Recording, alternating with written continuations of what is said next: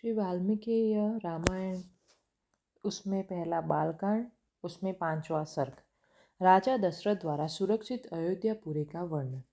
यह सारी पृथ्वी पूर्व काल में प्रजापति मनु से लेकर अब तक जिस वंश के विजयशाली नरेशों के अधिकार में रही है, जिन्होंने समुद्र को खुंदवाया था और जिन्होंने यात्रा काल में 60,000 पुत्र घेर कर चलते थे, वे महाप्रतापी राजा सगर जिनके कुल में उत्पन्न हुए, उन्हीं इक्ष्वाकु वंशी महात्मा राजाओं की कुल परंपरा में रामायण नाम से प्रसिद्ध इन महान इतिहास का काव्य की अवतरण हुआ है।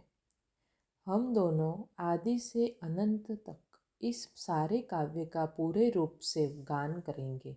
इसके द्वारा धर्म, अर्थ, काम और मोक्ष द्वारा पुरुषार्थों की सिद्धि होती है। अतः आप लोग दोष दृष्टि का परित्याग करके इसका श्रवण करें। कौशल नाम से प्रसिद्ध एक बहुत बड़ा जनपद है, जो सरयू नदी के किनारे बसा हुआ है। वह प्रचुर धन धान्य से संपन्न, सुखी और समृद्धशाली है। उसी जनपद में अयोध्या नाम की एक नगरी है, जो समस्त लोकों में विख्यात है।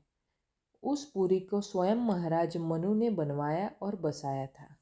वह शोभाशालिनी महापुरी 12 योजन लंबी और 3 योजन चौड़ी थी। वहाँ बाहर के जनपदों में जाने का जो विशाल राजमार्ग था, वह उभय पार्श्व में वेद वृक्षावलियों से विभूषित होने के कारण सुष्टतया अन्य मार्गों से विभक्त जान पड़ता था। सुंदर विभाग पूर्वक बना हुआ महान राजमार्ग उस पुरी की शोभा बढ़ा रहा था। उस पर खिले हुए फूल बिखेरे जाते थे तथा प्रतिदिन उस पर जल का छिड़काव होता था। जैसे स्वर्ग में देवराज इंद्र में अमरावतीपुरी बसाई थी, उसी प्रकार धर्म और न्याय के बल से अपने महान राष्ट्र की वृद्धि करने वाले राजा दशरथ ने अयोध्यापुरी को पहले की अपेक्षा विशेष रूप से बसाया था। वह पुरी बड़े बड़े फाटकों और किवाड़ों से सुशोभित थी। उसके भीतर पृथक पृथक बाजारें थी। वह सब प्रकार के यंत्र और अस्त्र शस्त्र संचित थे। उस पुरी में सभी कलाओं के शिल्पी निवास करते थे। स्तुति पाठ करने वाले सूत और वंशावली का बखान करने वाले मागध वहाँ भरे हुए थे। वह पूरी सुंदर शोभा से संपन्न थी। उसकी सुषमा की कहीं तुलना नहीं थी। वहाँ ऊंची ऊंची अट्टालिकाएं थी, जिनके ऊपर ध्वज फहराते थे। सैकड़ों सतनियों यानी कि तोपों से वह पूरी व्याप्त थी। उस पुरी में ऐसी बहुत सी नाटक मंडलियाँ थी, जिनमें केवल स्त्रियां ही नृत्य एवं अभिनय करते थे। उस नगरी में चारों ओर उद्यान तथा आमों के बगीचे थे। लंबाई और चौड़ाई की दृष्टि से वह पुरी बहुत विशाल थी तथा शाखों के वन से सब ओरों से घेरे हुए थे। उसके चारों ओर गहरी खाई खुदी थी, जिनमें प्रवेश करना या जिसे लांघना अत्यंत कठिन था। वह नगरी दूसरों के लिए स्वर्था दुर्गम एवं निर्जय थी। घोड़े, हाथी, गाय, बैल, ऊंट तथा गधे आदि उपयोगी पशुओं से वह पूरी भरी पूरी थी। कर देने वाले सामंत नरेशों के समुदाय उसे सदा घेरे हुए रहते थे। विभिन्न देशों के निवासी वैश्य उस पुरी की शोभा बढ़ाते थे। वहाँ के महलों का निर्माण नाना प्रकार के रत्नों से हुआ था। वे गगनचुम्बी प्रासाद पर्वत के समान जान पड़ते थे। उनसे उस पुरी की बड़ी शोभा हो रही थी। बहुसंख्यक कूटागारों यानी कि गुप्त गृहों अथवा स्त्रियों के क्रीड़ा भवनों से परिपूर्ण वह नगरी इस इंद्र की अमरावती के समान जान पड़ती थी। उसकी शोभा विचित्र थी। उसके महलों पर सोने का पानी चढ़ाया था अथवा वह पूरी द्रुत फलक के आकार में बसाई गई थी। श्रेष्ठ एवं सुंदरी नारियों के समूह उस पुरी की शोभा बढ़ाते थे। वह सब प्रकार के रत्नों से भरी पूरी तथा महले प्रसादों से सुशोभित थी। पूर्वासियों के घरों से उसकी आबादी इतनी घनी हो गई थी कि कहीं थोड़ा सा भी अवकाश नहीं दिखाई देता था।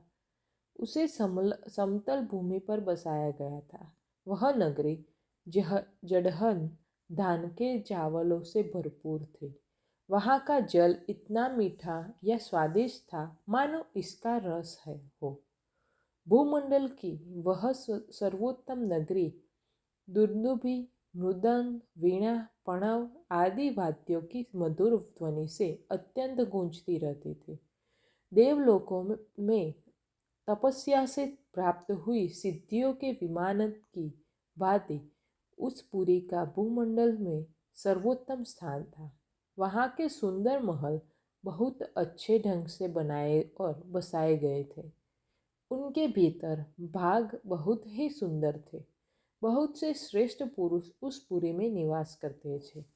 जो अपने समूह से बिछड़कर असहाय हो गया हो, जिसके आगे पीछे कोई न हो, अर्थात जो पिता और पुत्र दोनों से हीन हो, तथा जो शब्दवेदी बाण द्वारा भेदने योग्य हो अथवा युद्ध से हार कर भागे जा रहे हो, ऐसे पुरुषों पर जो लोग बाणों का प्रहार नहीं करते, जिनके सधे सधाए हाथ शीघ्रतापूर्वक लक्ष्य वेद करने में समर्थ है, अस्त्र शस्त्रों के प्रयोग में कुशलता प्राप्त कर चुके हैं, तथा जो वन में गरजते हुए मतवाले सिंहों, व्याघ्रों और सुरअसुरों को तीखे शस्त्रों से एवं भुजाओं से बल भी बलपूर्वक मार डालने में समर्थ है, ऐसे सहस्त्रों महाराज थी। वीरों से अयोध्यापुरी भरी पूरी थी। इसे महाराज दशरथ ने बसाया और पाला था। अग्निहोत्री सम दम आदि उत्तम गुणों से संपन्न तथा छहों अंगों सहित संपूर्ण वेदों के पारंगत विद्वान श्रेष्ठ ब्राह्मण उस पुरी को सदा घेरे रहते थे। वे सहस्त्रों का दान करने वाले और सत्य में तत्पर रहने वाले थे। ऐसे महर्षि कल्प महात्माओं तथा ऋषियों से अयोध्यापुरी सुशोभित थी तथा राजा दशरथ उसकी रक्षा करते थे। इस प्रकार श्री वाल्मीकि निर्मित आर्ष रामायण आदि काव्य के बालकांड में 5वां सर्ग पूरा हुआ।